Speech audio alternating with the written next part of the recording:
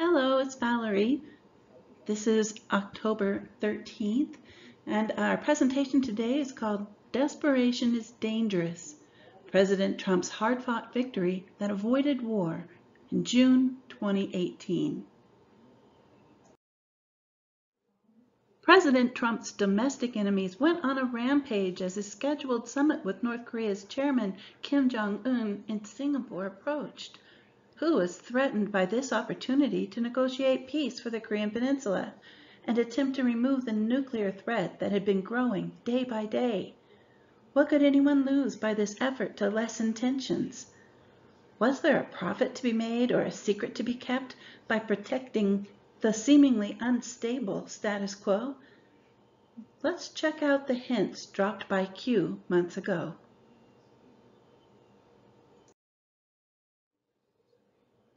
November 22nd, 2017. Q asks, who really controls North Korea?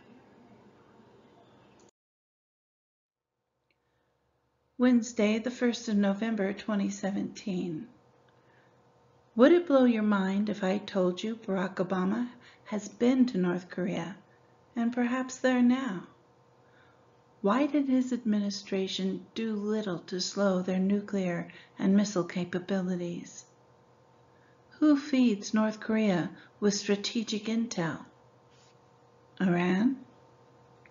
What deal was done with Iran under Barack Obama?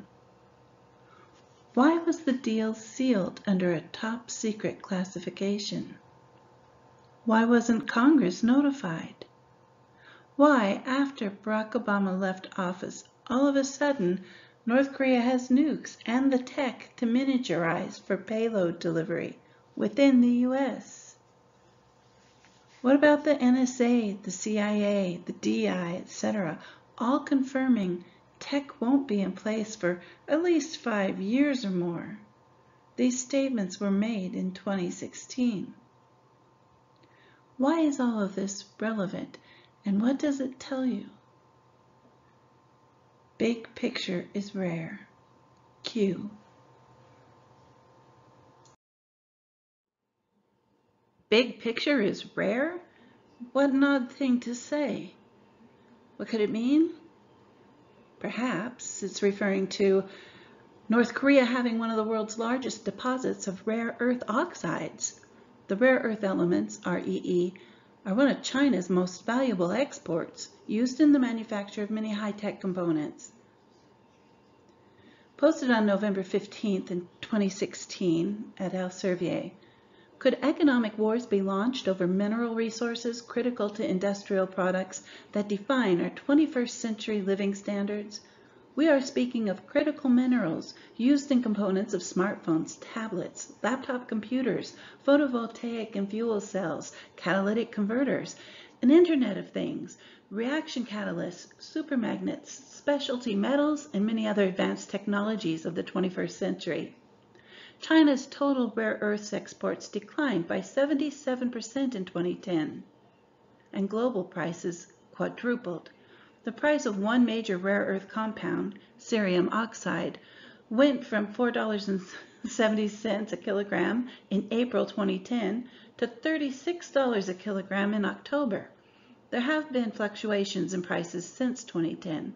The long-term picture, however, has not changed substantially because China continues to produce REE at reduced rates.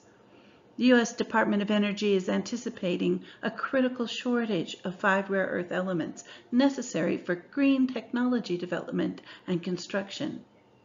It is believed that the United States and a number of other countries are beginning to stockpile their reserves of REE in anticipation of coming shortages.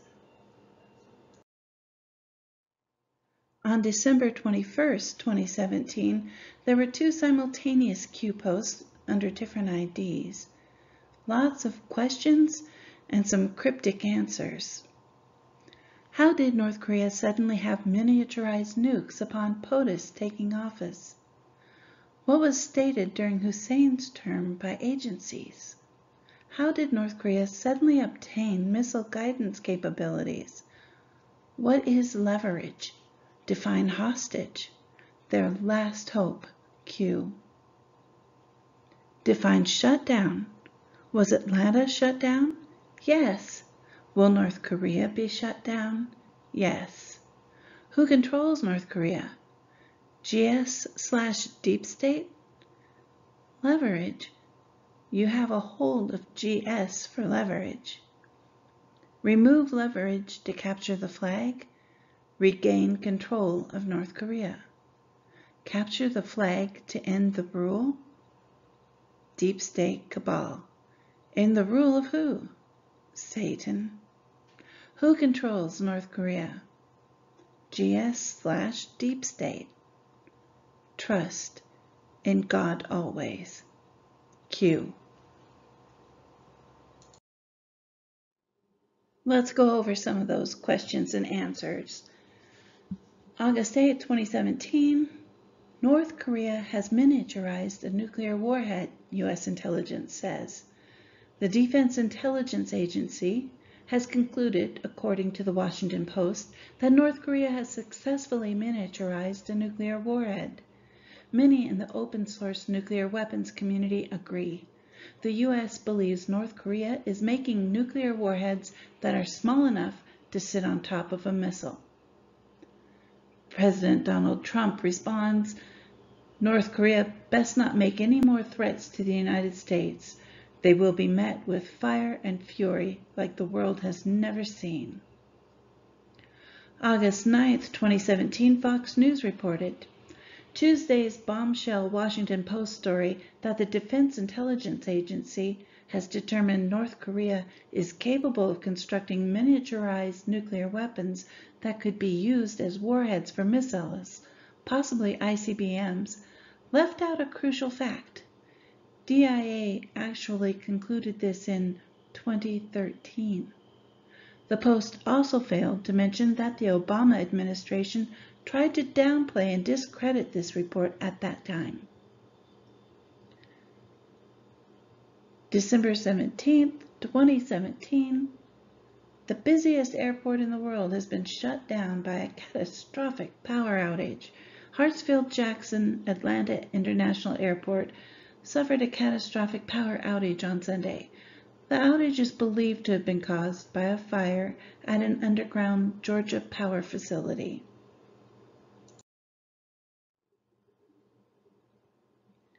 A report from the Harvard Kennedy School Belfer Center for Science and International Affairs. February 14, 2013.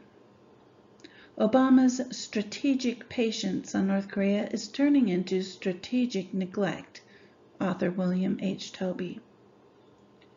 When asked, would you be willing to meet separately, without precondition, during the first year of your administration in Washington or anywhere else with the leaders of Iran, Syria, Venezuela, Cuba, and North Korea in order to bridge the gap that divides our countries? Then candidate for President Barack Obama replied, I would.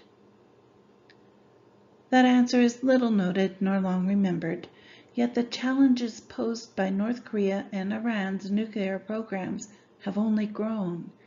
Since President Obama took office, North Korea has conducted 2 more nuclear tests, the latest on the eve of the State of the Union speech, after having admitted a long-suspected clandestine uranium enrichment program in 2010. Meanwhile, Iran has more than quintupled its stocks of enriched uranium, more than doubled its enrichment capacity, and enriched to levels much closer to weapons grade. Iranian Supreme Leader Ayatollah Ali Khamenei recently rejected direct talks with the United States, again slapping the hand of the president offered in his first inaugural speech. Moreover, David Sanger reported in the New York Times that the 2 threats may be converging. The Iranians are also pursuing uranium enrichment, and one senior American official said 2 weeks ago that it's very possible that the North Koreans are testing for 2 countries. Should this extraordinary statement prove to be more than speculation, it would be a serious escalation of the proliferation threat. What then did the president say about these matters in last night's State of the Union speech? Not much. The regime in North Korea must know that they will only achieve security and prosperity by meeting their international obligations. Provocations of the sort we saw last night will only isolate them further as we stand by our allies, strengthen our own missile defense, and lead the world in taking firm action in response to these threats. Likewise, the leaders of Iran must recognize that now is the time for a diplomatic solution, because a coalition stands united in demanding that they meet their obligations, and we will do what is necessary to prevent them from getting a nuclear weapon. What the president did not say is that efforts to isolate North Korea are failing. The North's trade with China has more than tripled in recent years, and Chinese investment is mushrooming. So long as Beijing remains intent on shielding its ally from the consequences of nuclear brinksmanship, efforts to isolate Pyongyang will fail. Similarly, while Iran has suffered tough and growing economic sanctions, they have not slowed Tehran's nuclear program, which is expanding and accelerating. In Q's post, GS stands for George Soros. What does George Soros have to do with North Korea? He seemed quite concerned in Davos earlier this year.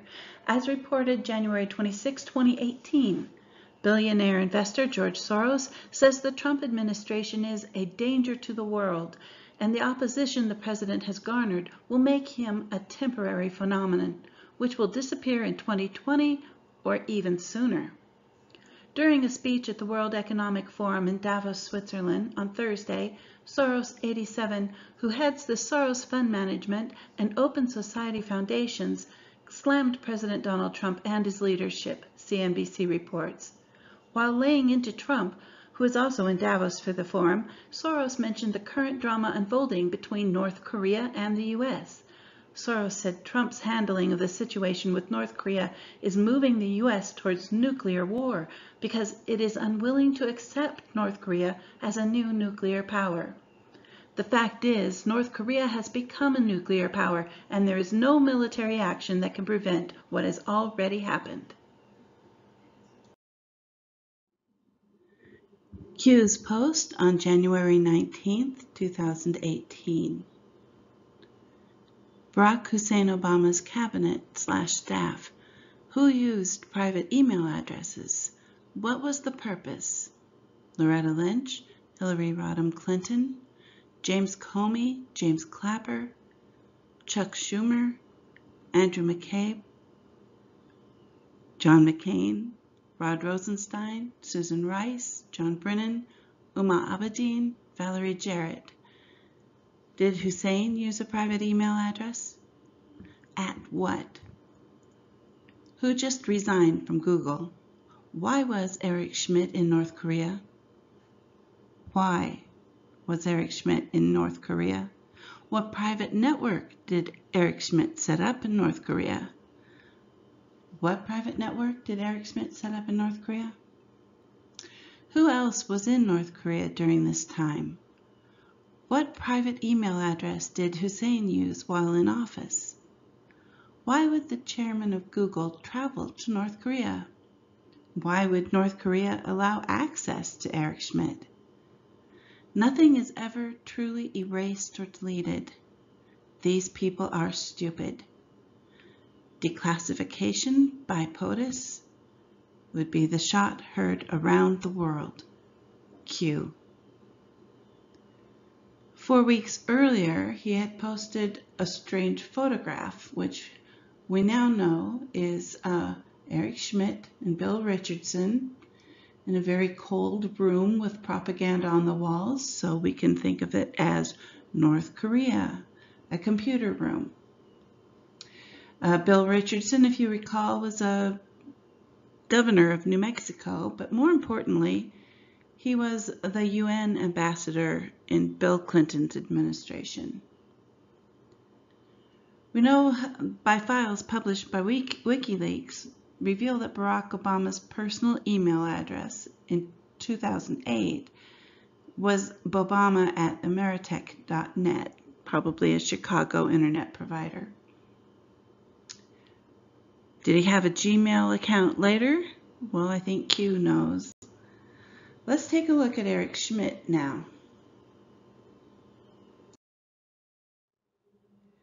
January 7th, 2013. Charles Riley's report for CNN. Google's Schmidt starts North Korea trip. A controversial private trip to North Korea by Google chairman Eric Schmidt and former New Mexico Governor Bill Richardson got underway Monday, according to media reports. Despite intense media interest over the past week, few details of the trip, which is taking place despite objections from the U.S. State Department, were known. But broadcasters in South Korea reported the delegation flew from Beijing to North Korea on Monday, and photographers spotted Schmidt and Richardson at Beijing International Airport. Sources told CNN last week that the trip is a private humanitarian visit. It is thought that Richardson's objective will be to try and negotiate the release of an American prisoner who was captured last month in North Korea. A brief statement released by Richardson over the weekend confirmed the pair would be joined by advisor Tony Namkung and Jared Cohen, a former State Department official who now works at Google. The statement also said the group will hold a news conference in Beijing on Thursday, presumably to mark the trip's conclusion. Asked last week about the trip, a representative of the State Department said the trip was ill-timed. Frankly, we don't think the timing of this is particularly helpful, but they are private citizens and they are making their own decisions, State Department spokeswoman Victoria Nuland told reporters. They are well aware of our views. Richardson has visited North Korea numerous times since 1994. Former presidents Bill Clinton and Jimmy Carter have also traveled to Pyongyang in the past 3 years, successfully freeing American prisoners in both instances.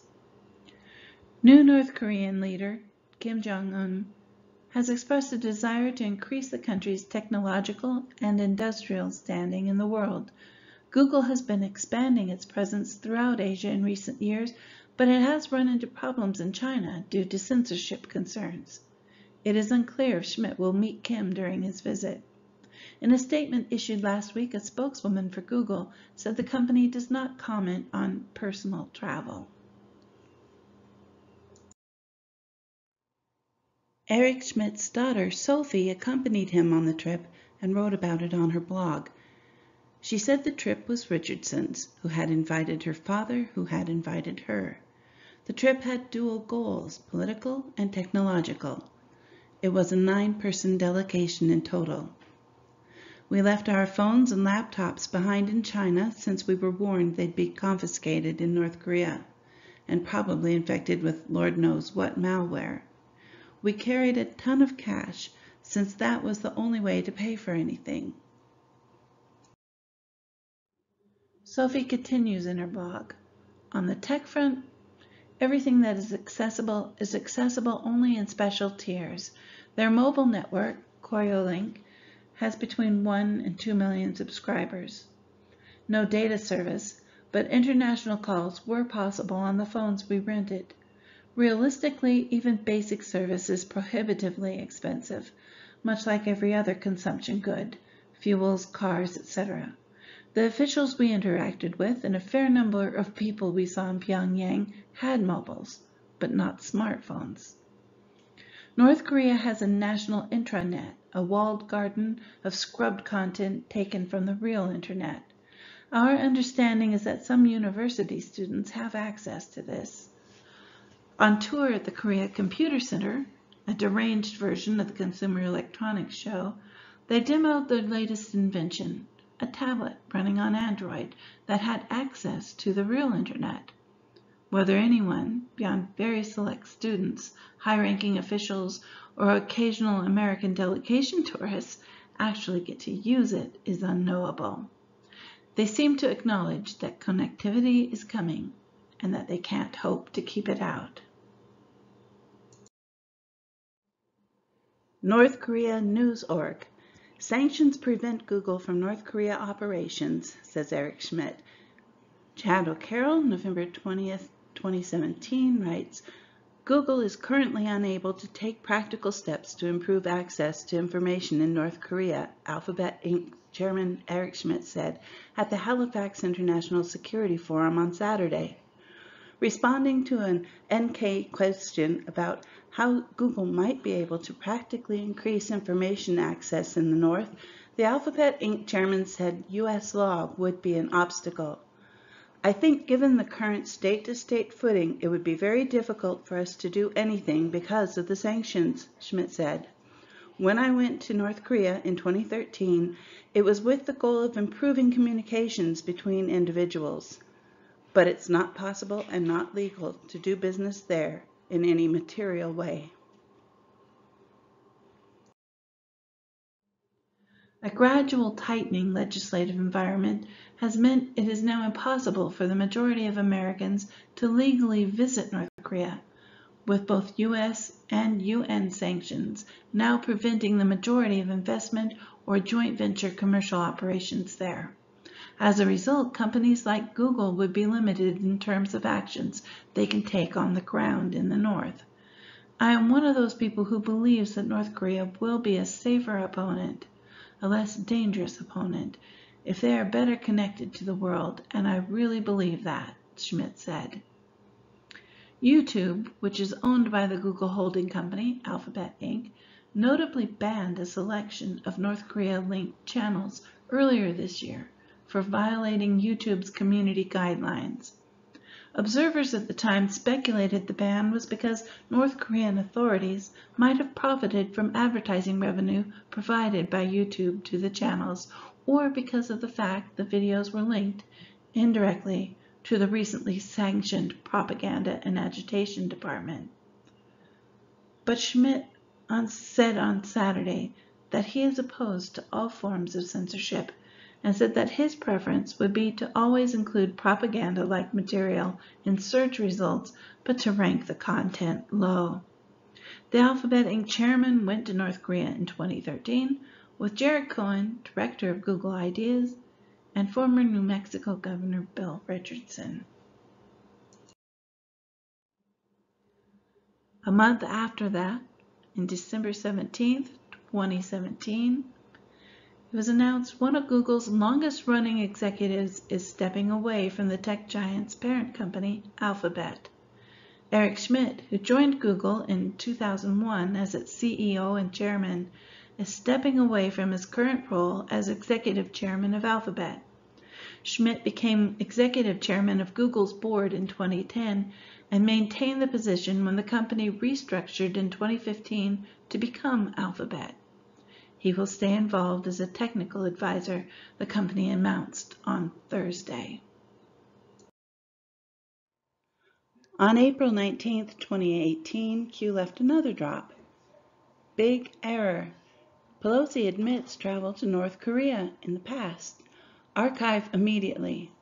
They have tried to cover this. Why is this relevant?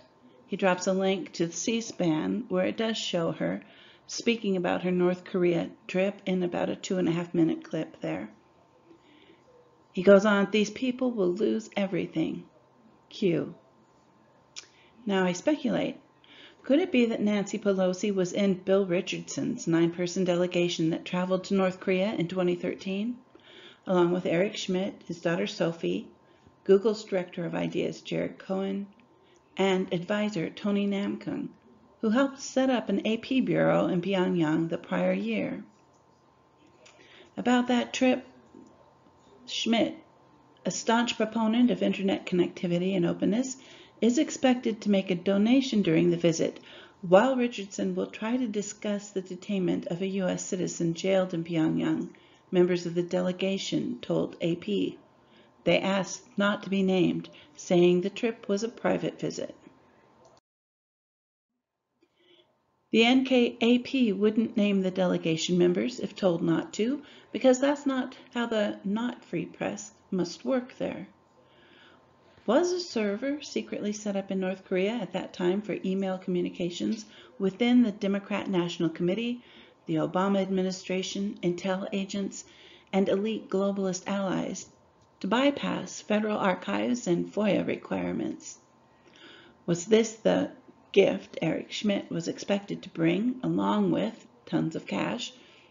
The so-called Hermit Kingdom would be a perfect place for globalists to hide all kinds of secret operations, maintaining control of the intelligence reports coming out of North Korea and establishing their own control over the government there once they weaseled their way in. Could the overwhelming presence of dear leader propaganda in North Korea be a mask worn by the real rulers and oppressors of the desperately poor, isolated nation? Globalists depend on war and tensions that could lead to war to raise funds through the arms race, and the press shares that profitability aspect of conflicts. But gaining power is also the goal. With the news industry acting as propagandists worldwide, the populations are guided by the narrative they are fed. They are misled, incited, frightened, controlled, and kept in the dark through misinformation. Theoretically. April 23rd, 2018. We have it all. The right people have the information. Good people are acting on the information. Think Google. Think Eric Schmidt departure. Think North Korea. Many drafts. Many shared users, foreign and domestic. Variable access. Codes. Fake emails. Game forum communications. New intel revealed today. Gmail communications. In brackets, we have R, and again in brackets, EG. Define evergreen. When do you call a plumber? Ongoing investigations require Q. Okay, so we want to look at the mini drafts. That means writing an email, a Gmail account, and you don't send the message. You just leave it open. Anyone with the passwords can go in and check the communications, edit them, whatever they like. And on game forum communications, you can chat at your poker tables when you're playing games or through Xbox and stuff. And these forms of communications avoid archiving officially and being available for FOIA requests. Evergreen is Hillary Clinton's Secret Service nickname.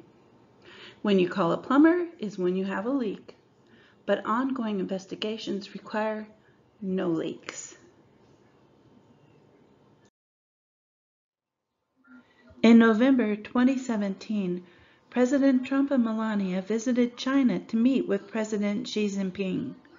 They received a highly honored welcome and were invited to tea and dinner in the Forbidden City, a most unusual and private setting for foreigners. The dinner lasted nearly 2 hours longer than anticipated.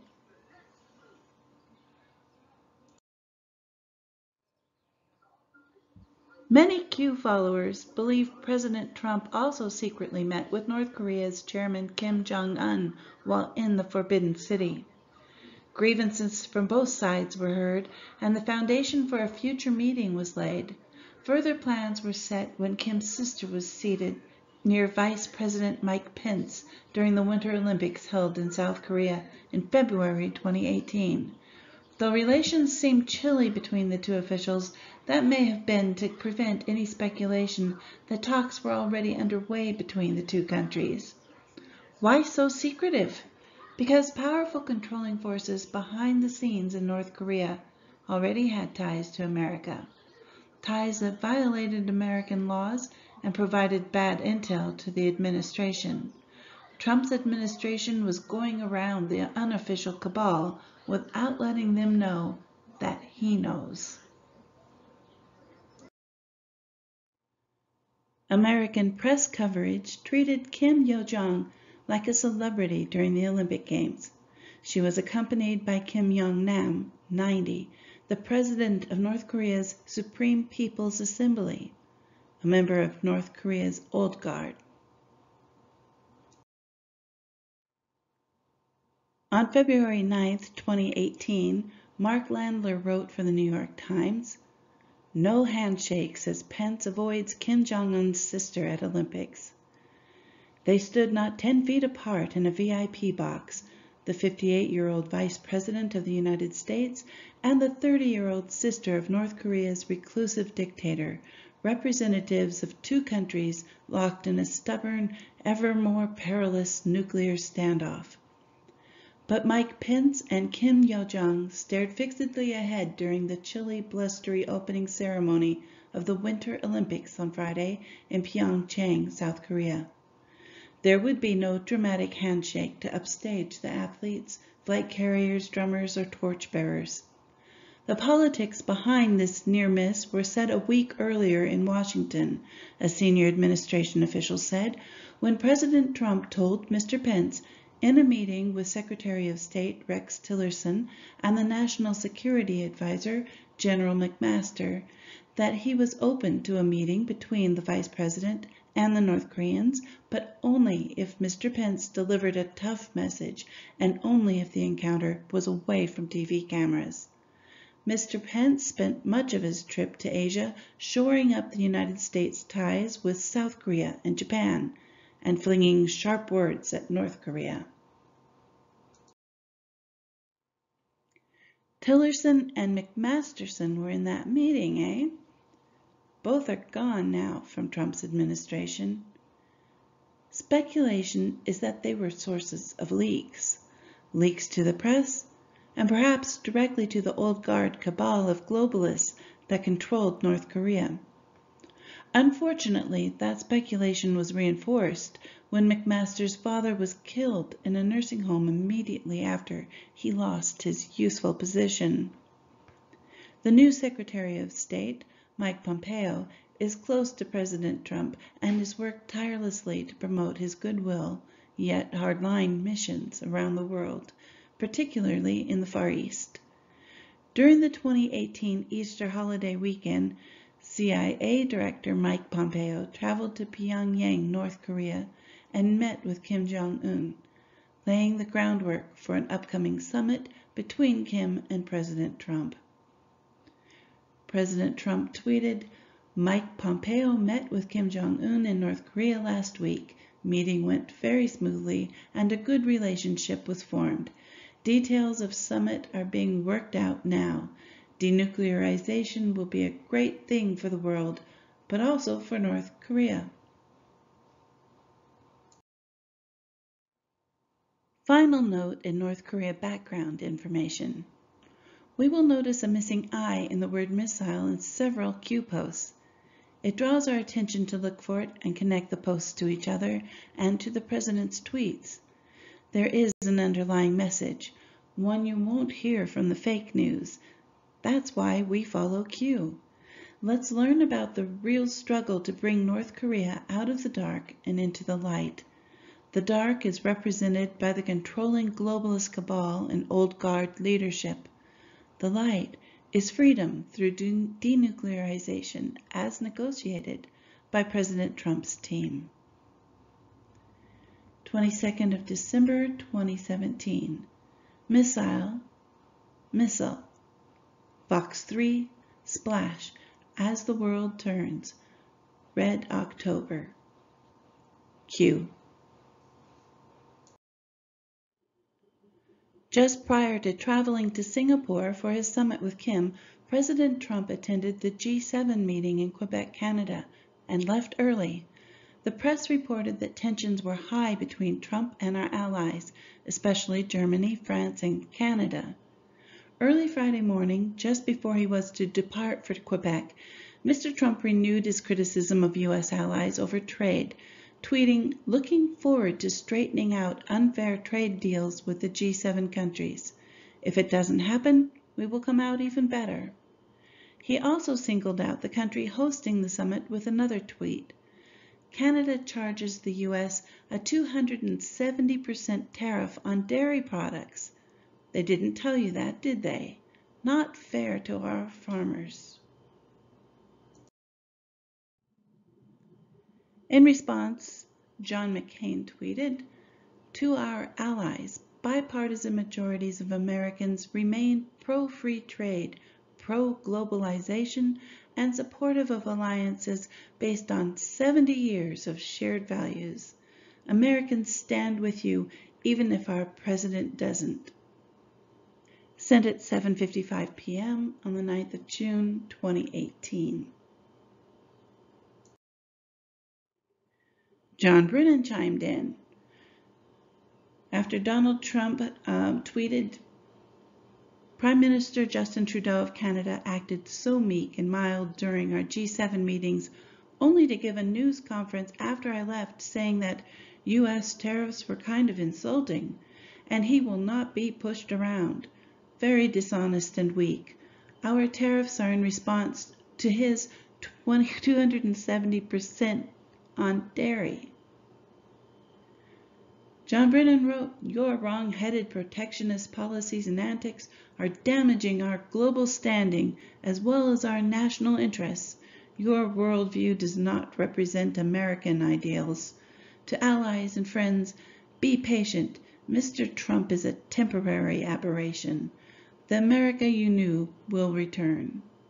That was sent at 4:47 a.m., June 10th, 2018. Here's a weather cam photo taken on Puget Sound in Washington, June 10th, 2018, at 3:56 in the morning. What we see here is a missile streaking across the sky.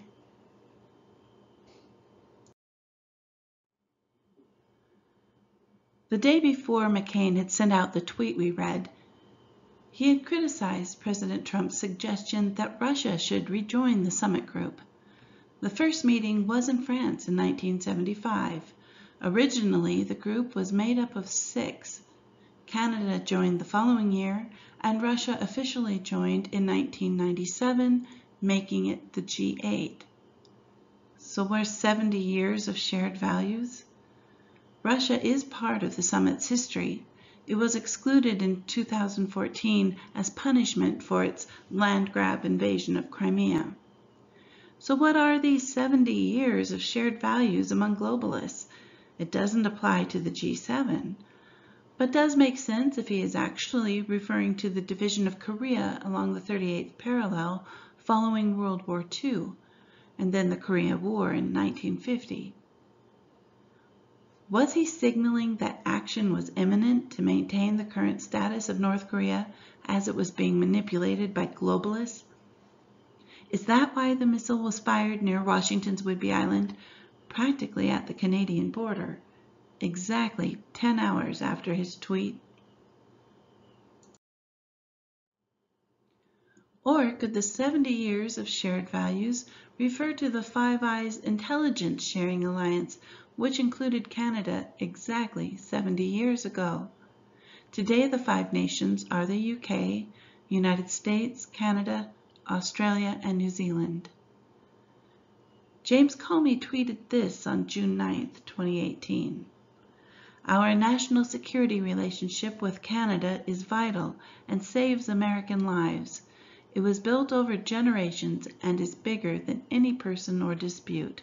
This too shall pass.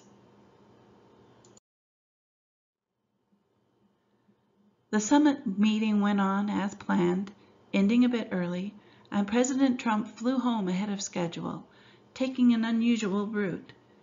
He understood the rage directed at him and the desperation to stop his liberation of North Korea in its tracks. He had been immediately informed of the missile launch.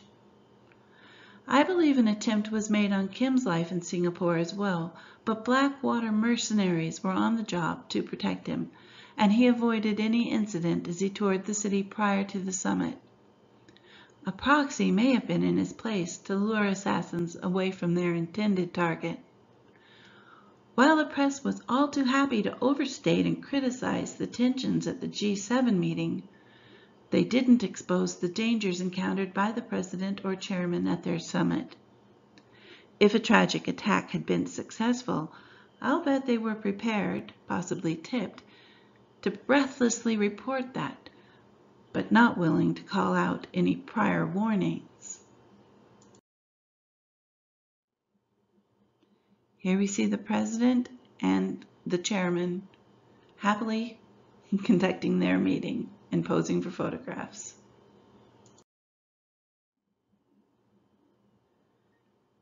Donald Trump then tweeted, "The fact that I am having a meeting is a major loss for the U.S., say the haters and losers. We have our hostages, testing, research, and all missile launches have stopped, and these pundits who have called me wrong from the beginning have nothing else they can say. We will be fine." Sent on June 11th. Note 2 misspelled words, missile and stopped.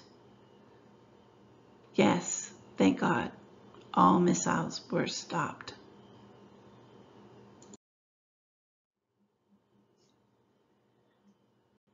Now we see a tweet by Michael Avenatti. He says, "This week promises to be very interesting. Might want to follow my Instagram handle." And he pictures an airplane, presumably representing Air Force One, in the crosshairs. This was tweeted on June 10th. It's a little hard to get these tweets in order since Singapore is on one side of the international date line and our domestic tweeters are over here in America, so the dates are kind of mishmash. But this threatening tweet launched by the creepy porn lawyer when President Trump was on Air Force One returning to the White House. Is this why the schedule and the route were changed? Who is Avenatti really? Q posts on June 12, 2018. Post 1465. Would you believe Hussein tried to call Kim prior to the summit? He did not have his updated phone number. 3 North Korea generals were released. It closed the pathway for bad actors. Q. Anonymous explained, "I think he means that the generals were black hats and that once they were gone, there was no more connections for the cabal to influence Kim." Old guard, like the one with Kim's sister at the Olympics in February. Post 1467, Eric Schmidt isn't sleeping well. Q. Later, 1478, he posted a picture of a submarine. Said reverse image search, think hack, communications dark, Q.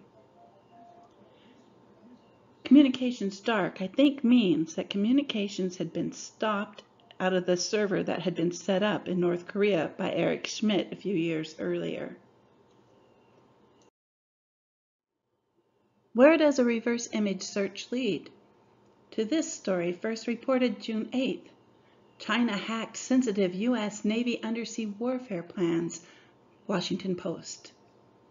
Chinese government hackers compromised the computers of a U.S. Navy contractor and stole a large amount of highly sensitive data on undersea warfare, including plans for a supersonic anti-ship missile for use on U.S. submarines, the Washington Post reported on Friday, citing unnamed U.S. officials. The breaches took place in January and February, the officials told the Washington Post, speaking on condition of anonymity about an ongoing investigation led by the Navy and assisted by the FBI. My theory is the Q team planted a leak to the Post, and thinking the leak was from their usual sources, they ran with it. This pointed a finger at China should a rogue missile from a sub near a U.S. base hit one of our ships or Air Force One somewhere.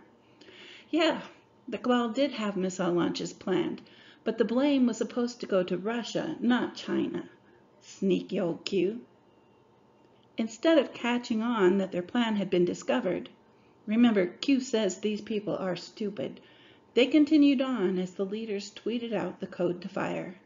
McCain, the warmonger, would not be deterred. That's why he wasn't effective in war. Not a hero.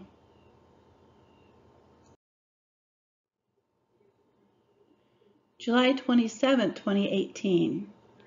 Q posted the picture of the missile launch. Unauthorized missile fired. Unauthorized emergency incoming missile threat activated Hawaii. POTUS Air Force One. POTUS reroutes. Coincidence? No mainstream media investigations? It's the biggest threat to the American people. Q. Anonymous asks, July 2018, where did the missile go? blown up in the sky? Q replied, F-16s intercept. Then Anonymous asked, an F-16 can shoot a missile out of the air? Q replied, specialized weapons package, classification 5. Q post 1745. No matter what happens, the media will not push the truth. Mainstream media implicated in highest level treason event in U.S. modern day history. Refer back to previous drops. Witnessing highest level treason event unfold in the United States, worldwide modern day history. Have you ever witnessed so many Congress and Senate seats vacate in a short period of time? Have you ever witnessed so many CEOs vacate in such a short period of time? Have you ever witnessed the vacating party, all positions, challenge, fight, push for the removal of the entering, duly elected president? Have you ever witnessed a former U.S. president travel the world ahead of and behind the current as he's attempting to undo, threaten, hide, cover up the previous current illegal, corrupt, evil events? Have you ever witnessed a DEFCON scare? Have you ever witnessed unauthorized missiles fired? Photo evidence yet dismissed? We're not acting fast enough? Do you not understand, comprehend what we are currently dealing with? People are dying. We are under threat of kill every second of the day. Those who you trust the most are the most evil. This is not a game. Humanity is at stake. Q.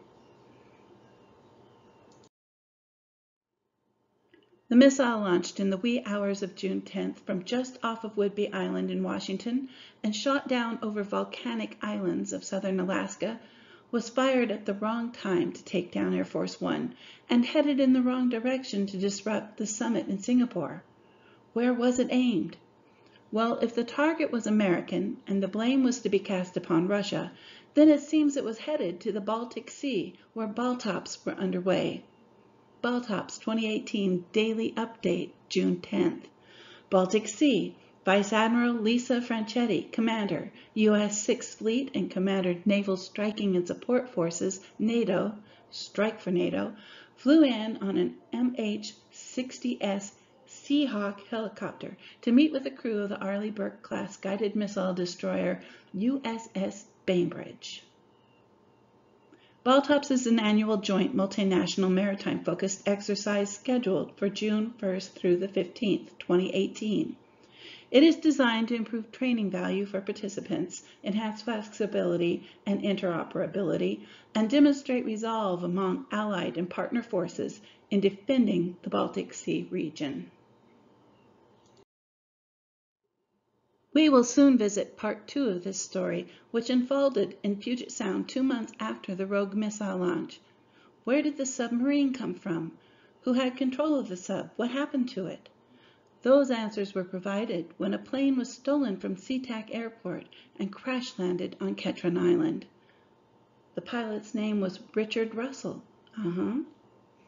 The same name as a U.S. senator from long ago, and the building named after him in Washington, D.C., and a nuclear submarine that was decommissioned and supposedly scrapped in Puget Sound. Don't you believe in coincidences? Me neither. NPR Politics tweeted August 27th, Senate Minority Leader Chuck Schumer proposed honoring the late Senator John McCain by renaming the Russell Senate Office Building after him. Russell was a staunch segregationist and a staunch opponent of civil rights.